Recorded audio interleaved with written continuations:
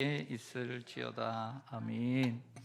네, 오늘 수요예배 가운데 올라오신 여러분 주님의 이름으로 축복합니다.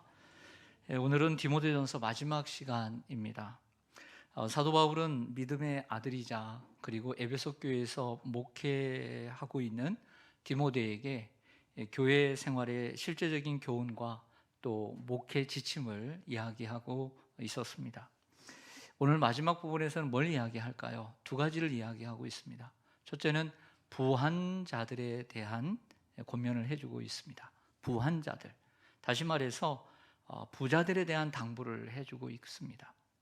또 그 부자들을 어떻게 인도하고 가르쳐야 하는지를 얘기해 주고 있습니다. 둘째는 이단에 대한 경계를 얘기해 주고 있습니다. 짤막하게 이단에 대한 경계를 해주고 있습니다. 다시 말씀드리면 이 마지막 부분에서 부한 자들에 대한 경계와 그리고 이단에 대한 경계를 해주고 마치고 있다는 것이죠. 근데 저는 오늘 설교를 준비하면서 앞부분을 많이 준비하게 되었고 이단에 대한 경계는 조그만한 한 단락으로 오늘 마치려고 합니다. 먼저 부한 자들에 대한 경계입니다. 오늘 17절을 좀 보시겠습니다. 디모데전서 6장 17절을 보시면 내가 이 세대에서 부한 자들을 명하여 마음을 높이지 말고 정함이 없는 재물에 소망을 두지 말고 오직 우리에게 모든 것을 후히 주사 누리게 하시는 하나님께 두며. 아멘. 디모데가 목회하던 에베소는 1세기 당시의 소아시아의 중심이었고 소아시아의 수도였습니다. 그러다 보니까 상업이 왕성하여 부자들이 많았던 것이죠.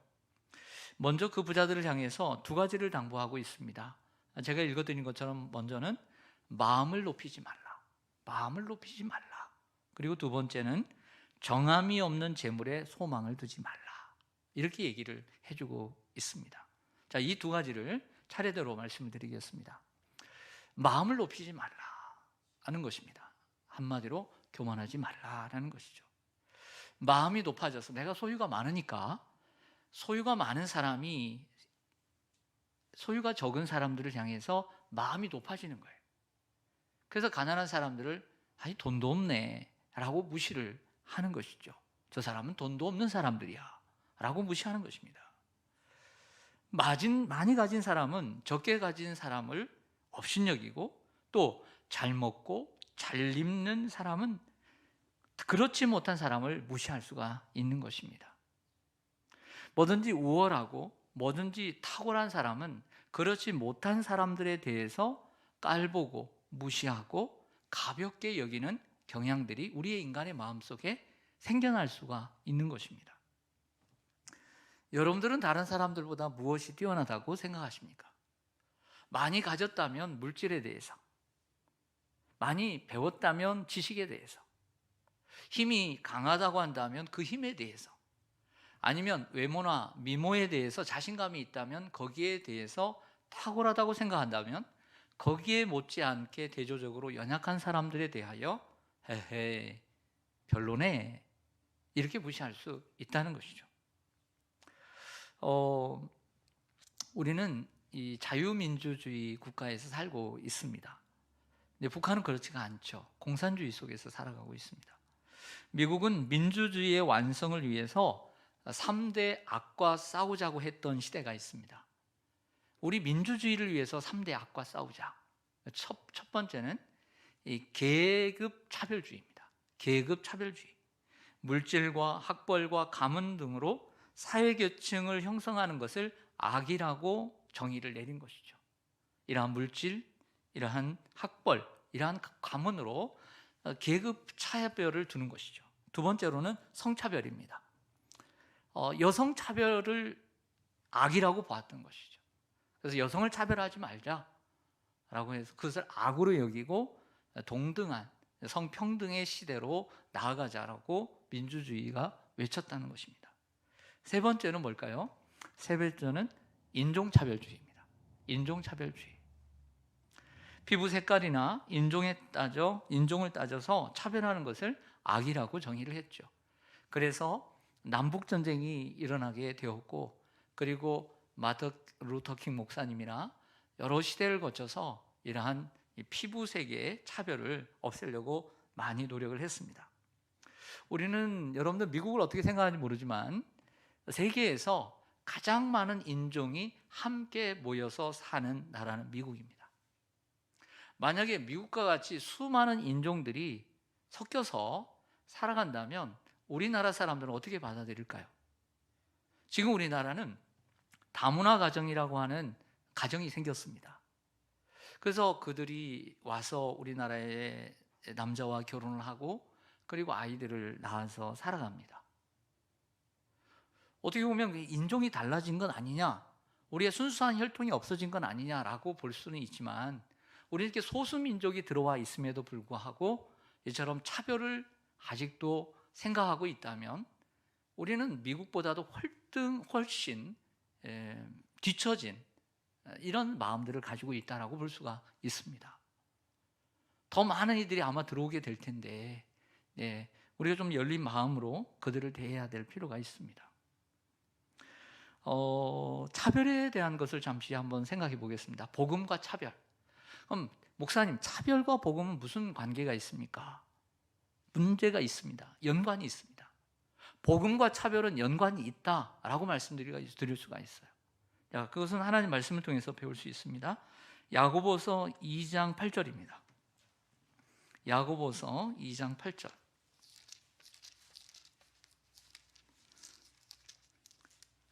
실시간으로 보시는 예배 드리는 분들도 야고보서 2장 8절과 9절 372쪽입니다. 372쪽을 찾으시길 바랍니다.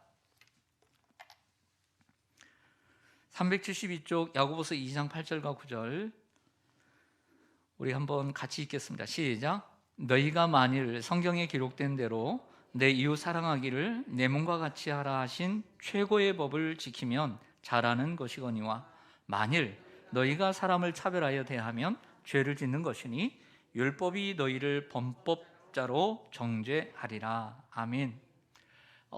이 야고보서 2장과 8절은 대단히 중요한 성경의 성구입니다.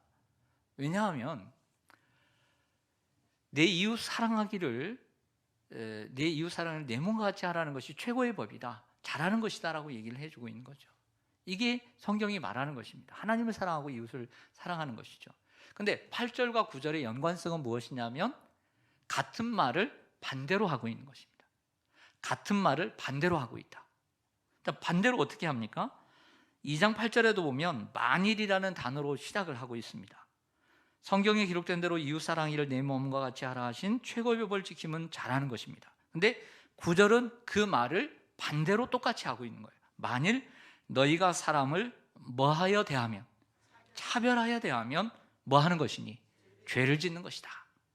그러므로 율법이 너 죄인이야 라고 정죄한다는 거예요. 로마서 3장의 말처럼 율법의 역할은 우리의 죄를 드러내는 것입니다. 결국 이웃 사랑하는 것은 차별하지 않는 것입니다. 반대로 차별을 하는 것이라고 거꾸로 얘기를 하고 있는 것이죠. 그러므로 복음과 차별은 깊은 연관성을 가지고 있는 거예요. 우리가 하나님만을 잘 믿는 것이 중요한 것이 아니라 내가 아무리 많이 가지고 남들보다 많이 가지고 있고 많이 배우고 외모가 남들보다 뛰어나다 하더라도 차별하는 그 자체가 이미 복음에서 벗어난 것입니다. 유의해야 합니다. 왜냐하면 차별하는 것은 이웃 사랑하는 것을 범하는 죄가 되기 때문입니다. 그래서 우리가 이러한 마음을 높이지 말라라는 것이고요. 두 번째로는 그 부자들에 대해서 정함이 없는 재물에 소망을 두지 말라는 간단한 당부를 해주고 있습니다. 근데 저는 생각을 해보았습니다. 이제 그전에는 제가 이제 그냥 자세하게 이 본문을 자세히 성경이나 다른 번역본이나 또 주석을 살피지 않아서 그냥 정함이 없는 재물, 그러니까 우리가 한글이나 또 한자를 통해서 깨끗하지 못한 재물 이렇게만 생각해 왔어요. 근데 오늘 이제 설교를 이제 디모데전서를 하면서 그래도 좀 단 하나하나 연구하는 것이 좋겠다 해서 찾아봤더니 제가 잘못 알고 있었던 거예요. 깨끗하지 못한 재물에 대하여 소망을 두지 말라는 것이 아닙니다. 무슨 얘기냐면 반대로 생각해 보세요. 그렇다면 내가 열심히 땀 흘려서 번 돈은 깨끗한 돈이라고, 깨끗한 재물이라고 가정해 봅시다. 그럼 반대로 깨끗한 재물에 대해서는 소망을 두어도 된다 라고 하면 말이 안 되는 거잖아요. 깨끗하지 못한 재물에 대해서 소망을 두지 말라는 말은, 그럼 반대로는 깨끗한 재물에는 소망을 두어도 된다, 이런 해석이 가능하니까 이것은 옳지 않다는 것이죠. 그러면 이 정함이 없는 재물이라고 하는 단어는 무엇인가 찾아봤더니 표준 세번역과 우리말 성경은 똑같이 되어 있는데 덧없는 재물, 헛된 재물이다. 또 공동 번역은 믿을 수 없는 재물이다, 이렇게 번역을 해놓고 있더라고요. NIV 성경과 킹 제임스 버전도 똑같은 단어를 쓰고 있는데요, uncertain이라는 단어를 쓰고 있습니다. certain의 반대말인데 불확실한, 불안한 재물이다, 이렇게 말을 하고 있는데 이것은 불안정한 재물이다 라고 해석하는 것이 성경적이다 라고 말씀드릴 수 있겠습니다. 성경은 그러면 물질에 대해서 뭐라고 정의할까요? 그것은 우리가 붙잡아야 될 확실한 것이라고 말하고 있지 않습니다. 불확실한 것, 불안정한 것이라고 말을 해주고 있는 거죠. 우리가 성경 야고보서 1장 10절을 보겠습니다. 야고보서 1장 10절.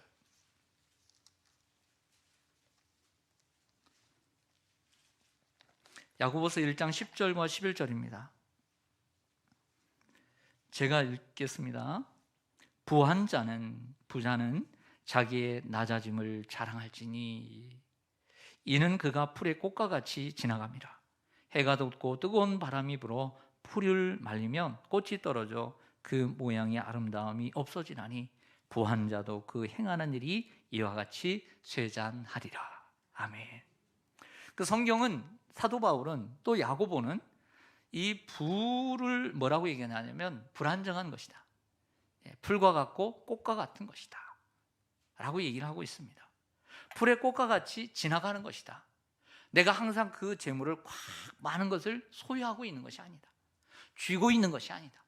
언제 어느 순간에 풀의 꽃과 같이 해가 돋고 뜨거운 바람이 불면 풀이 말려지고 꽃이 떨어지듯이 우리가 가지고 있는 것도 사라져버릴 것이다 라고 성경은 말을 하고 있는 거죠. 그래서 재물에 소망을 두는 것처럼 어리석은 것은 없는 줄로 믿습니다. 우리가 재물에 소망을 두지 말아야 합니다. 다시 정리하겠습니다. 두 가지 당부를 해주고 있습니다. 많이 가지고 있다고 마음을 높이지 말아라. 그리고 그 불확실한, 불안정한 재물에 소망을 두지 말아라, 이렇게 당부하고 있으면서 이제는 어디로 가냐면 오직 하나님께 소망을 두라, 이렇게 얘기를 하고 있는데요, 저는 이렇게 좀 소제목을 달아보았습니다. 하나님다운 삶을 살라. 하나님다운 삶을 살라. 하나님께 소망을 두라고 말을 하고 있습니다. 하나님께 소망을 두지 않고 재물에 소망을 두고 사는 사람은 하나님 반대편에 서서 살아가는 사람과 같습니다. 하나님께 소망을 두고 살아가는 사람은 하나님 편에 사는 사람이에요. 근데 하나님 저 건너편에 재물에 소망을 두고 사는 사람은 하나님 저 반대편에 사는 사람과 같다, 이렇게 말할 수 있습니다.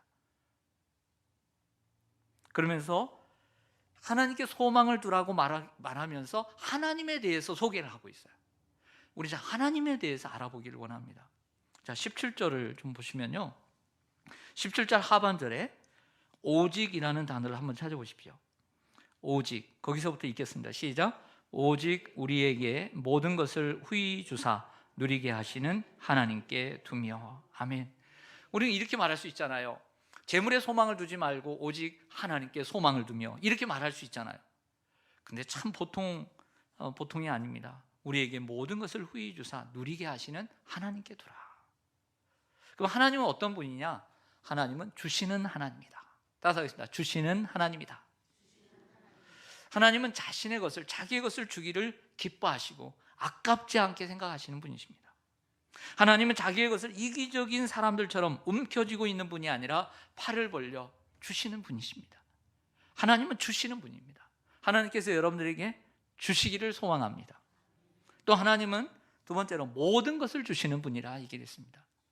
모든 것을 후히 주사, 모든 것을 주시는 분이십니다. 그래서 우리에게 누구까지 주셨습니까? 누구까지 주셨습니까? 그 아들까지 주셨습니다. 그 아들을 아끼지 않고 주셨습니다. 근데 그 아들을 아끼지 않고 주셨다는 말에는 희생적인 사랑이 들어 있습니다. 그 주신 것이 희생적인 헌신으로 우리에게 주시고 있습니다. 그렇기 때문에 로마서 8장 32절의 말씀처럼 하나님은 그 아들과 함께 우리에게 모든 좋은 것을 주실 줄로 믿습니다. 하나님은 우리에게 주시되 모든 것을 주시고 그 아들까지 주셨으니 모든 것을 주신 분이십니다. 세 번째로 하나님은 후히 주시는 분입니다. 한번 따라서 보세요. 손을 한번 벌려보시고 하나님은 후히 주시는 하나님. 다 같이요. 시작. 하나님은 후히 주시는 하나님. 할렐루야. 여러분들에게 후히 주시기를 원합니다.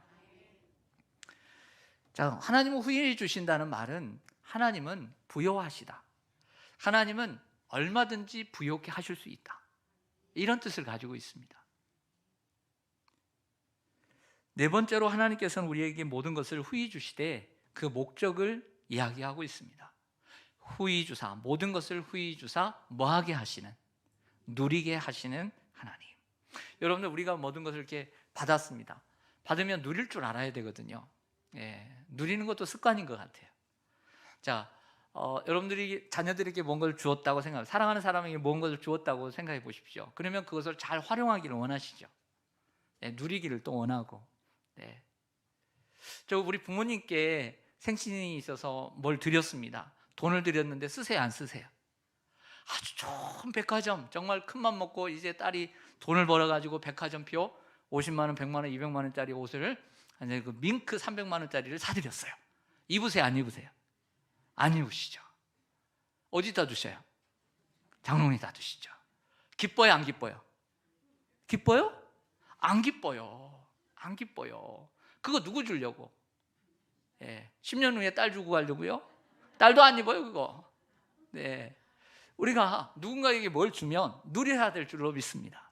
또 우리가 자녀들에게도 뭐 주면 이거 누리기도 하고 부모님께 드리면 근데 문제는 자식한테 주면 너무 낭비를 하고 부모님께 드리면 너무 안 쓰고 한 절반 정도 갔으면 좋겠는데 자녀들은 그냥 주면 사라져버리고 또 달라고 그러고 부모님은 안 쓰시고 그렇다면 반대로 하나님께서는 여러분들에게 많이 주셨을까요? 안 주셨을까요? 네? 안 주셨다고요? 누가 안 주셨다고 지금 분명히 그런 것 같아. 주셨어요. 근데 여러분 우리가 그거 잘 누리는 것 같아요? 못 누리는 것 같아요? 전 못 누리는 것 같아요. 저도. 하나님께서 오늘의 하루라는 선물을 주셨어요? 안 주셨어요? 잘 누리셨어요? 네. 건강 주셨죠? 네. 꼭 건강 꼭 여러분들 헬스 다니고 이게 식스팩 만들어야 건강합니까? 성경에 너 이렇게 운동하라 그러면 건강해지리라 하지 않았잖아요. 성경에 어디 있습니까? 거기 그런 거 없어요. 제가 볼 때 그것도 비성경적이다. 헬스장 다녀야 건강해진다. 이 비성경적이에요. 성경이 없으니까 우리 열심히 살아가고 생활에 리듬 맞춰서 열심히 루틴대로 열심히 잘 만큼 자고 먹을 만큼 먹고 일할 만큼 일하고 마음도 욕심 부릴 만큼만 부리고 그리고 누릴 만큼 누리고 이렇게 살면 건강해지는 거예요. 할렐루야. 요즘 헬스장 사업이 안 될 것 같아 이제. 여러분 헬스 다니셔도 됩니다. 하지만 우리의 삶에 이런 어떤 루틴들을 정기적으로 잘 만큼 딱 자고 먹을 만큼 먹고 잘 관리하면 건강해지고 그리고 몸만 건강해질 것이 아니라 우리들이 영혼이 잘 돼야죠. 영혼이 잘 되면 범사가 잘 되고 그리고 육체가 강건하게 되어 있어요. 할렐루야. 저 헬스장에 저 있는 몸 만드는 사람들 몸은 건강할지 모르지만 영혼이 건강할까요? 그러지 못하는 경우들이 많잖아요. 여러분 내가 왜 건강하지 못하다 그러지만 말고 나는 건강하다라고 생각하세요. 건강에는 육체와 영혼이 함께 건강해야 돼요. 그래서 균형이 필요한 줄로 믿습니다. 네, 따라서 나는 건강하다. 건강하니까 수요예배 나왔죠. 건강하세요. 네.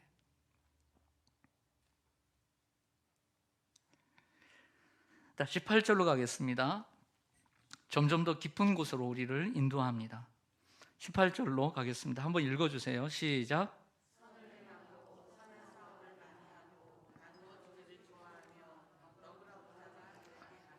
아멘. 자, 이 말의 뜻은요, 제가 아까 하나님에 대해서 사도 바울이 얘기했잖아요. 하나님은 우리에게 주시는 분이고 모든 것을 주시는 분이고 후히 주시는 분이세요. 그리고 우리를 누리게 하시죠. 그런데 선을 행하고 선한 사업을 많이 하고 나눠주기를 좋아하며 너그러운 자가 되라는 것은 하나님을 닮아가라, 하나님같이 살라, 하나님다운 삶을 살라는 말씀이 되는 것이죠. 내가 물질에 있어서도 하나님처럼 살라, 하나님처럼 살라고 말을 하고 있는 것입니다. 하나님다운 삶을 살라. 18절을 보면 하나씩 하나씩 찾아보면 4개를 얘기합니다. 뭐라고 얘기하면 선을 행하고 선한 사업을 많이 하고 나누어 주기를 좋아하고 너그러운 자가 되라. 이렇게 4가지로 나눌 수 있는데 이 4가지를 2개로 나눌 수가 있습니다. 앞에 2개, 뒤에 2개. 이것이 하나의 세트죠.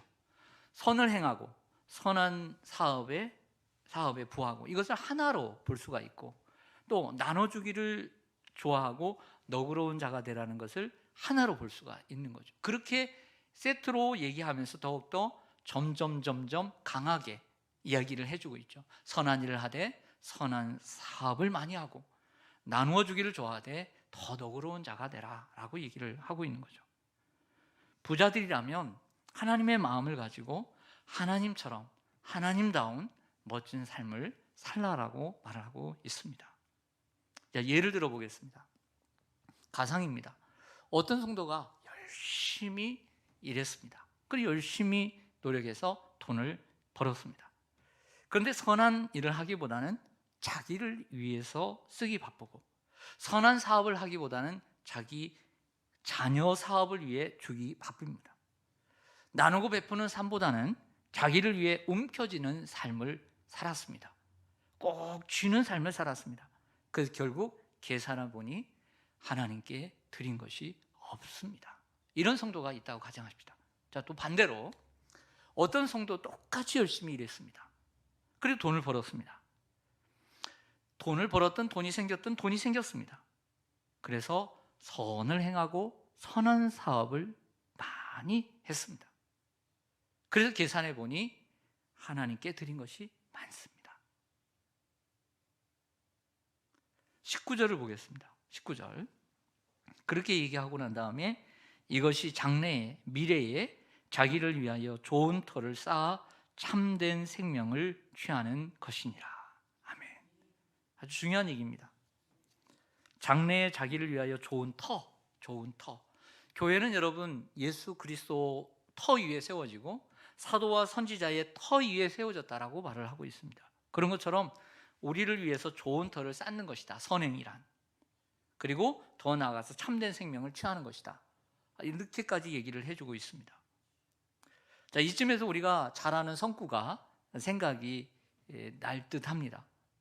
이 말씀과 장래에 자기를 위하여 좋은 터를 쌓아 참된 생명을 취하는 것이니라. 어떤 말씀이 생각이 날까요?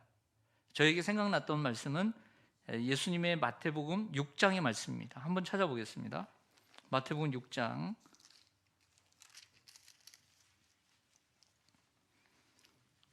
19절입니다.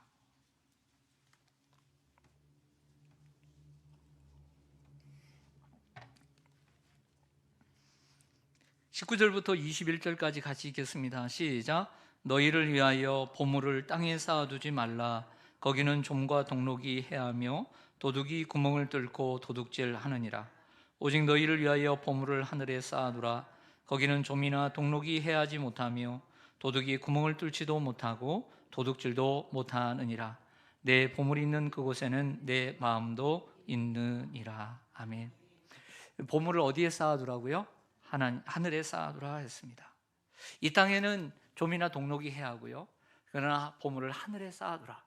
그러면 거기는 좀이나 동록이 해하지 못하리라. 여러분, 마태복음이라는 복음서는 유대인에게 썼습니다. 유대인들은 함부로 하나님의 이름을, 야훼라는 이름을 입에 올리지 않습니다. 그래서 마태복음은 하나님이라는 단어가 거의 없습니다.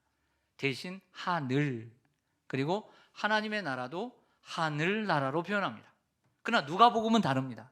이방인들에게 썼기 때문에, 하나님의 이름이 더욱더 익숙해져야 되는 사람들이기 때문에 하나님 나라라고 되어 있습니다. 그러면 오늘 저 하늘에 쌓아두라는 말은 결국 마태복음의 관점에 볼 때는 누구에게 쌓아두라? 하나님께 쌓아두라, 이렇게 해석할 수가 있는 본문인 것이죠. 여러분, 저 하늘에 쌓기 위해서는 이 땅에 쌓은 것은 종과 동록이 해야 한다. 저 하늘의 보화를 쌓아두라, 하나님께 쌓아두라. 정말 그래서 그것을 실천하기 위해서는 우리에게 무엇이 필요할까요? 정말 실천할 수 있으려면 우리에게 무엇이 필요할까요? 마음과 비슷한 단어, 믿음이죠. 믿음. 그걸 믿는 믿음, 예수님의 말씀을 믿는 믿음. 우리가 하나님 앞에, 그리고 선한 일을 할 때, 선한 사업을 할 때 하나님 앞에 쌓아진다는 믿음이 있을 때 그것을 진실로 그렇게 행동할 수 있는 거죠. 믿음이 없다면 어떻게 그렇게 행동할 수 있습니까? 우리가 사랑하는 자녀를 위해, 우리의 노후를 위해, 우리의 사업을 위해서 돈을 쓰지 말라는 말이 아닙니다. 어디에 우리가 중심을 둬야 되는가라고 하는 거죠. 그래서 이러한 믿음이 선행의 원인이 될 수 있고요, 이러한 선행은 미래를 위해서 쌓아놓는 것이 된다라고 말을 해주고 있습니다. 여러분, 누가복음 12장에 보면, 우리가 부자 비유라고 하면 누가복음 12장을 이렇게 생각하시면 됩니다. 누가복음 12장, 부자 비유에서 예수님께서 이렇게 말합니다. 어떤 사람이 부자가 있는데 창고를 짓고 또 짓고 또 짓고 또 짓고 해서 재물을 쌓아두면서 마음으로 생각하기를, 내가 평생 이렇게 쌓아놓고 누리고 살아야지 라고 생각했습니다. 근데 예수님께서 말씀하십니다. 오늘 내가 내 생명을 취하리니 이 쌓은 것이 누것이 되겠느냐 라고 이야기를 합니다. 그러면서 여기에 결론을 이뤘습니다. 자기를 위하여 재물을 쌓아두고 하나님께 대하여 부요치 못한 자로다. 이 세상에는 두 부류의 사람이 있을 수 있습니다. 한 사람은 하나님께 부요한 사람, 또 한 사람은 하나님께 부요치 못한 사람, 이렇게 나눌 수가 있다라고 보여집니다. 우린 여기서 생각해야 할 것이 있습니다. 나는 지금까지 살아오면서 어떤 사람으로 살아왔을까? 하나님께 대하여 부요한 자로 살았는지, 아니면 하나님께 대하여 부요치 못한 자로 살았는지 우리 자신을 돌아볼 수 있는 계기가 되기를 원합니다. 그렇다고 무조건 많이 드린다고 부요한 것일까요? 무조건 많이 드린다고? 그렇진 않죠. 소유는 상대적이기 때문에 가진 만큼의 상대적으로 계산이 필요합니다. 사람마다 소유가 다르니까요. 그래서 마가복음 12장으로 잠깐 건너가면, 어떤 사람들이 성전에 들어가면서 부자들이 많은 돈들을 넣고 들어갔습니다. 그런데 어떤 한 가난한 과부가 2렙돈을 이렇게 땅그랑 드렸다는 거예요. 그러면서 예수님께서 뭐라고 말씀하시냐면, 이 가난한 과부는 헌금함에 넣는 모든 사람들보다 많이 넣었도다. 자기의 모든 소유 곧 생활비 전부를 넣었느니라 라고 말씀을 해주고 있습니다. 꼭 우리가 볼 때 이거 많다, 많은 게 아니라 그 사람의 형편에 따라서 하나님은 다 보시는 줄로 믿습니다. 그래서 가진 사람이 많이 내어도 하나님 보실 때는, 야, 너는 그것밖에 안 내냐? 라고 낼 수 있고, 아니면 정말 어떤 사람이 너무 적게 냈지만, 야, 너는 참 많이 내었구나, 이렇게 보실 수도 있다라고 하는 거죠. 자기의 수입과 자기가 쓰는 돈의 액수를 기준으로 하나님께 얼마나 드리고 또 선한 일을 위해 얼마나 쓰고 있는지 비교해 봐야 할 것입니다.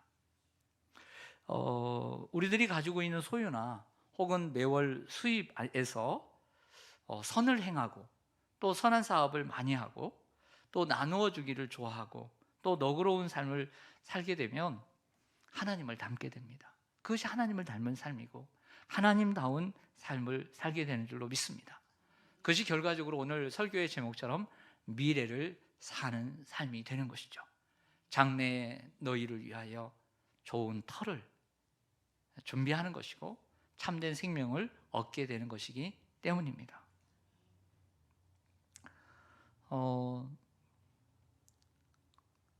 여러분, 좀 부끄러운 고백이기도 한데 사람마다 좋아하는 게 있어요. 여러분도 좋아하는 게 있죠. 좋아하는 걸 어떻게 알 수 있냐면요, 돈이 생기면 하고 싶은 게 좋아하는 겁니다. 우리 1분단 돈이 30만 원 생겼다. 뭐 하고 싶어요? 있죠? 네. 우리 2분단 50만 원이 생겼다. 하고 싶은 게 있어요, 없어요? 있죠. 그게 여러분 좋아하는 거예요. 여러분 70만 원이 생겼다. 그러면 여러분 하고 싶은 게 있어요, 없어요? 있죠. 우리 4분단 100만 원이 생겼어요. 그럼 하고 싶은 게 있어요, 없어요? 있죠. 여러분 그 생긴 거, 그게 마음이 있는 게 좋아하는 거예요. 그래서 저는 뭘 좋아할까요? 저는 별로 좋아하는 건 없고요, 양복을 좋아해요. 근데 옛날에는 5만 원짜리도 사고 10만 원짜리도 사고 그러는데 요즘은 눈이 높아져서 50만 원 정도는 줘야 사요. 근데 50만 원이 잘 모아져야 망정이지. 50만 원이 잘 모아지네. 너무 커서. 그래가지고 양복을 잘 못 사요. 큰맘 먹고 사야죠. 그래서 저를 위해서 쓰는 건 별로 이렇게 뭐 하고 싶은 것도 없고 그래도 그렇습니다. 근데 우리가 한번 생각해 보죠.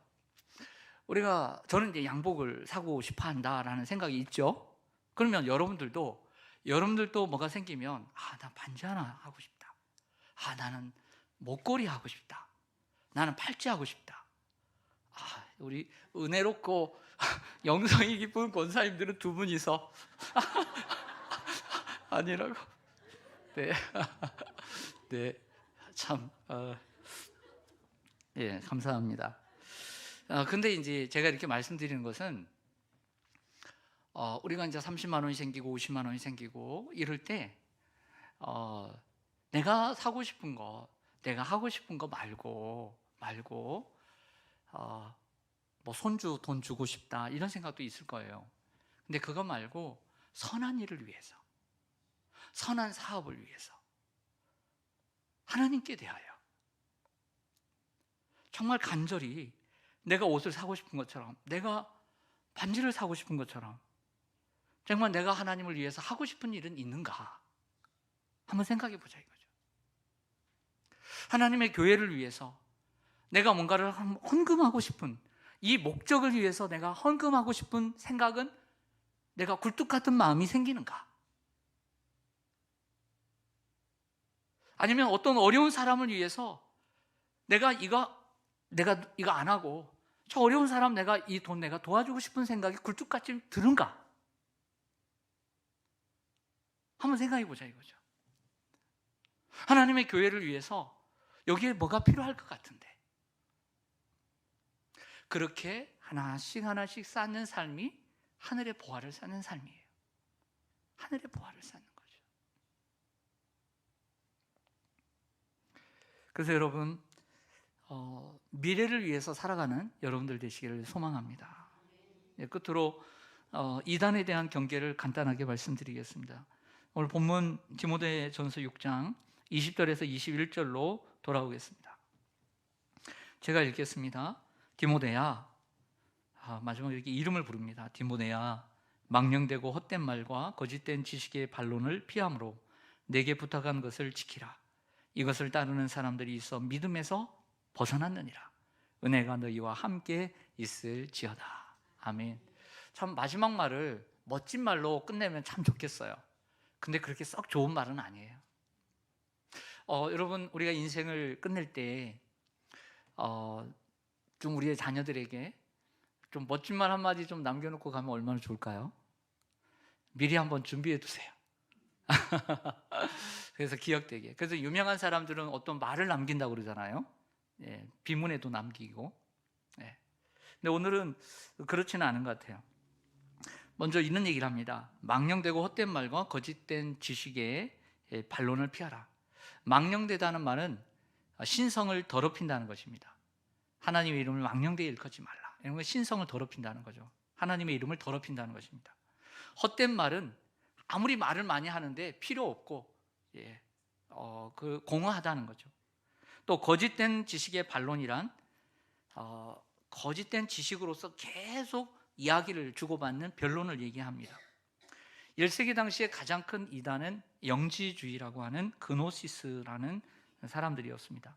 이들은 변론을 일삼는 자들이었는데 그런 자들과는 상대하지 말아야 한다는 것이죠.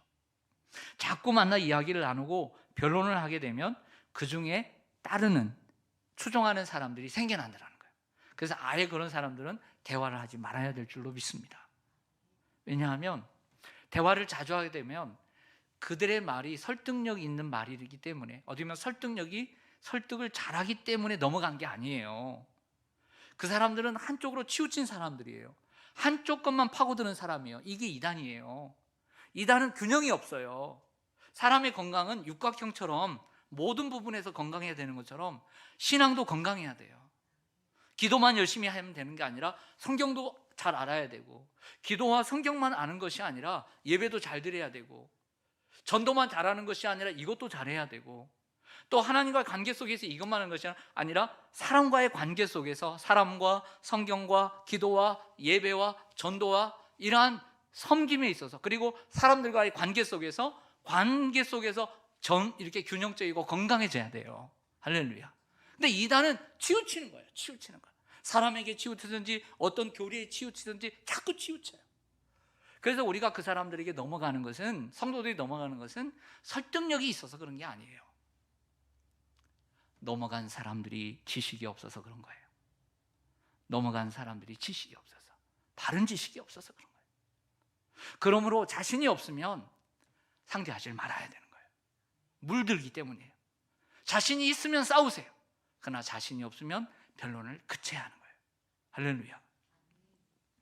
근데 이러한 역사는 지금도 계속 반복되고 있죠. 그러므로 우리는 깨어 있어야 될 줄로 믿습니다. 마귀의 관계는 더욱더 치밀해지고 아주 차원이 더 높아지고 있습니다. 그러므로 하나님의 전신갑주를 입어야 할 줄로 믿습니다. 사도 바울의 마지막 권면은 내게 부탁한 것을 지키라는 것입니다. 내게 부탁한 것을 지키라, 이렇게 말을 하고 있죠. 내게 부탁한 것은 무엇일까? 이 앞에서 얘기했던 디모데전서에서 얘기했던 그 대부분의 것들이 부탁한 것이라고 할 수 있습니다. 사도 바울이 부탁한 것은 바로 그 앞에서 언급한 것들이죠. 사도 바울이 부탁한 것은 성령의 감동으로 하나님께 받아 쓴 하나님의 말씀, 성경인 줄로 믿습니다. 그러므로 우리는 성경으로 돌아가야 될 줄로 믿습니다. 성경으로 돌아가는 것이 바로 정통입니다. 할렐루야. 네, 기도하겠습니다.